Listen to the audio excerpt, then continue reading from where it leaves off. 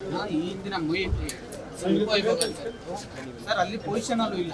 ಈಗಾಗಲೇ special DC ಅವರು ಮತ್ತೆ ತಹಸೀಲ್ದಾರರು ಮತ್ತೆ RI VAಗಳೆಲ್ಲ ಇದು ಸರ್ಕಾರಕ್ಕೆ ಸೇರಿರ್ತಕ್ಕಂಥದ್ದು, ಇದು ಕೃಷಿಗೆ ಯೋಗ್ಯವಲ್ಲ ಅಂತೇಳಿ ನನಗೆ ರಿಪೋರ್ಟ್ ಹಾಕಿದ್ದಾರೆ. ಆದ್ರೂ ಬೇರೆ ಖಾತೆ ಮಾಡಿಬಿಟ್ಟಿದ್ದಾರೆ ಸರ್. ಆದೇಶ ಆಗಿದೆ. ಚಂದ್ರಾಪುರ ಸರ್ವೆ ನಂಬರ್ 6 ಅದು ಕೃಷಿಗೆ ಯೋಗ್ಯವನ್ನೇ ಅಲ್ಲ ಅಂತ ಜಮೀನನ್ನ ಈ ರೀತಿ ನ್ಯಾಯಾಲಯದಲ್ಲಿ ಕೇಸ್. ದಯವಿಟ್ಟು ಅವ್ರಿಗೆ ಜಿಲ್ಲಾಧಿಕಾರಿಗಳಿಗೆ ಒಂದು ಸೂಚನೆಯನ್ನು ಕೊಡಿ. ಸರ್ಕಾರಿ ಸ್ವತ್ತು ಉಳಿಸ್ಕೊಳ್ಳೋದಕ್ಕೆ ಏನಿವತ್ತು ಕೋಲಾರ ಜಿಲ್ಲೆಯ ಜಿಲ್ಲಾ ಪಂಚಾಯತಿಯಲ್ಲಿ ನಡೆದಂತಹ ಒಂದು KDP ಸಭೆಗೆ ಬಂದಿದ್ದಂತಹ ಏನು ಕರ್ನಾಟಕ ಸರ್ಕಾರದ ಮಂತ್ರಿಗಳು ಮತ್ತು ಕೋಲಾರ ಜಿಲ್ಲೆಯ ಉಸ್ತುವಾರಿ ಸಚಿವರಾಗಿರ್ತಕ್ಕಂಥ ರಾಮಲಿಂಗಾರೆಡ್ಡಿ ಅವರಿಗೆ ಒಂದು ಮನವಿಯನ್ನು ಕೊಡಲಿಕ್ಕೆ ನಾನು ಬಂದಿದ್ದೆ. ಏನು ಉದ್ದೇಶ ಒಂದೇ, ಇವತ್ತು ಮಾಲೂರು ತಾಲೂಕು ಬೆಂಗಳೂರಿಗೆ ಕೂಗಳತೆಯ ದೂರದಲ್ಲಿರೋದ್ರಿಂದ ಇವತ್ತು ಮಾಲೂರಿನಲ್ಲಿ ಜಮೀನಿನ ಬೆಲೆ ಗಗನಕ್ಕೇರಿದೆ. ಇಂಥ ಒಂದು ಸಂದರ್ಭದಲ್ಲಿ ಕೆಲವೊಂದು ಅಧಿಕಾರಿಗಳು ಮತ್ತು ಕೆಲವೊಂದು ರಾಜಕಾರಣಿಗಳು ಮತ್ತು ಕೆಲವೊಂದು ಭೂಮಾಫಿಯಾಗಳು ಸೇರಿಕೊಂಡು ಎಲ್ಲೆಲ್ಲಿ ಸರ್ಕಾರಿ ಜಮೀನಿದೆಯೋ ಆ ಜಮೀನುಗಳನ್ನು ಗುರುತಿಸಿ ನಕಲಿ ದಾಖಲೆಗಳನ್ನು ಸೃಷ್ಟಿ ಮಾಡಿ ಕಬಳಿಕೆ ಮಾಡ್ತಕ್ಕಂಥ ಒಂದು ದೊಡ್ಡ ದಂಧೆಯೇ ಮಾಲೂರು ತಾಲೂಕಿನಲ್ಲಿ ನಡೀತಾ ಇದೆ.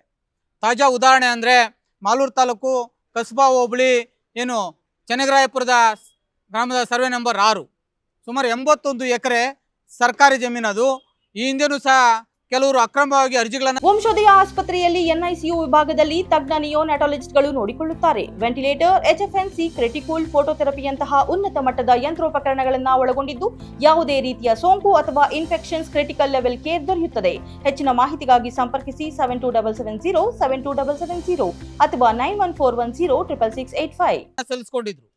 ಸ್ಪೆಷಲ್ ಡಿಸಿ ಅವರು ಇದು ಕೃಷಿಗೆ ಯೋಗ್ಯವಲ್ಲ ಅಂತೇಳಿ ವರದಿಯನ್ನು ಕೊಟ್ಟು ಮತ್ತು ಇಂದಿನ ತಾಲೂಕು ದಂಡಾಧಿಕಾರಿಗಳು ಸಹ ಇದು ಕೃಷಿಗೆ ಯೋಗ್ಯವಲ್ಲ, ಇದನ್ನು ಮಂಜೂರು ಮಾಡಲಿಕ್ಕೆ ಬರೋದಿಲ್ಲ ಅಂಥೇಳಿ ಅರಣ್ಯ ಪ್ರದೇಶಕ್ಕೆ ಒಂದು ಹಸ್ತಾಂತರವನ್ನು ಮಾಡಿದರು. ಆದರೆ ಅರಣ್ಯ ಇಲಾಖೆ ಸರಿಯಾದ ರೀತಿಯಲ್ಲಿ ಜಮೀನನ್ನು ಬಳಸ್ಕೊಳ್ದೇನೆ ಖಾಲಿಯನ್ನು ಬಿಟ್ಟಿದ್ರು. ಆದರೆ ಈ ಹಿಂದಿನ ಕೋಲಾರ ಜಿಲ್ಲೆಯ ಉಪವಿಭಾಗಾಧಿಕಾರಿಗಳಾಗಿದ್ದಂತಹ ಡಾಕ್ಟರ್ ಮೈತ್ರಿರವರು ಅಕ್ರಮವಾಗಿ ಸುಮಾರು 27 ಜನಕ್ಕೆ ಪೊಸಿಷನಲ್ಲಿ ಯಾರೂ ಸಹ ಇಲ್ಲ, ಅವರು SC STಗಳಿಗೂ ಸೇರಿಲ್ಲ, ಬಹುತೇಕ ದಲಿತರಿದ್ದಾರೆ ಅಂತೇಳಿ ಸುಮಾರು 81 ಎಕರೆಯನ್ನು ಅವರಿಗೆ ಮಂಜೂರಾತಿಗಾಗಿ ಆದೇಶ ಮಾಡಿದ್ರು.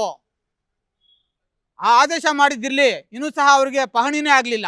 ವರ್ತೂರಲ್ಲಿ ಕ್ರಯಪತ್ರ ಆಗಿದೆ, KJFನಲ್ಲಿ ಕ್ರಯಪತ್ರ ಆಗಿದೆ, ಬೆಂಗಳೂರು ಗಾಂಧಿನಗರ ಉಪ ನೋಂದಣಾಧಿಕಾರಿಗಳ ಕಚೇರಿಯಲ್ಲೂ ಸಹ ನೋಂದಣಿ ಆಗಿದೆ. ಅಂದರೆ ಇದು ಸರ್ಕಾರಿ ಜಮೀನನ್ನು ಕಬಳಿಸುವ ಉದ್ದೇಶದಿಂದನೇ ಇವತ್ತು ಸರ್ಕಾರಿ ಅಧಿಕಾರಿಗಳು ಇಂದಿನ ಮೈತ್ರಿ ಅವರು ಸಹ ಶಾಮೀಲಾಗಿ ಇವತ್ತು ಆದೇಶವನ್ನು ಮಾಡಿದರೆ, ಈ ಕೂಡಲೇ ಮೊನ್ನೆ ಜಿಲ್ಲಾಧಿಕಾರಿಗಳ ನ್ಯಾಯಾಲಯದಲ್ಲಿ ಈ ಕೇಸ್ ನಡೀತಾ ಇದೆ. ಈ ಕೂಡಲೇ ಆ ಕೇಸನ್ನು ಸರ್ಕಾರದ ಪರವಾಗಿ ಆದೇಶವನ್ನು ಮಾಡಿ ಏನು ಮೈತ್ರಿ ಅವರು ಆದೇಶ ಮಾಡಿದ್ರು ಆ ಆದೇಶವನ್ನು ಒಡೆದು ಸರ್ಕಾರಿ ಜಮೀನನ್ನು ಸರ್ಕಾರದ ವಶಕ್ಕೆ ಪಡ್ಕೊಳ್ಬೇಕು. ಗೋಮಾಳ ಜಮೀನನ್ನು ಇದು ಸರ್ಕಾರದ ಉಪಯೋಗಕ್ಕೆ ತೆಗೆದುಕೊಳ್ಬೇಕು ಅಂತೇಳಿ ಕರ್ನಾಟಕ ದಲಿತ ಸಂಘ ಸಮಿತಿ ಒತ್ತಾಯಿಸಿ ಇವತ್ತು ಜಿಲ್ಲಾ ಉಸ್ತುವಾರಿ ಸಚಿವರಾಗಿರ್ತಕ್ಕಂಥ ರಾಮಲಿಂಗಾರೆಡ್ಡಿ ಅವರಿಗೆ ಮನವಿಯನ್ನು ಕೊಟ್ಟಿದ್ದೀವಿ. ಒಂದು ವೇಳೆ ಅವರೇನಾದರೂ ಸರ್ಕಾರಿ ಜಮೀನನ್ನು ವಶಕ್ಕೆ ಪಡ್ಕೊಂಡಿಲ್ಲ ಅಂದರೆ ಯಾವುದೇ ಸರ್ಕಾರಿ ಕಾರ್ಯಕ್ರಮಕ್ಕೆ ಯಾವುದೇ ಸಚಿವರು ಬಂದರೂ ಸಹ ಮುತ್ತಿಗೆ ಹಾಕೋದ್ರ ಮುಖಾಂತರ ಮುಂದಿನ ದಿನಗಳಲ್ಲಿ ಕರ್ನಾಟಕ ದಲಿತ ಸಂಘ ಸಮಿತಿ ಉಗ್ರ ಹೋರಾಟ ಮಾಡುತ್ತೆ ಅಂತಕ್ಕಂಥ ಮಾತನ್ನು ಹೇಳ್ತಾ ಇದ್ದೀನಿ. ಜೈ ಭೀಮ್.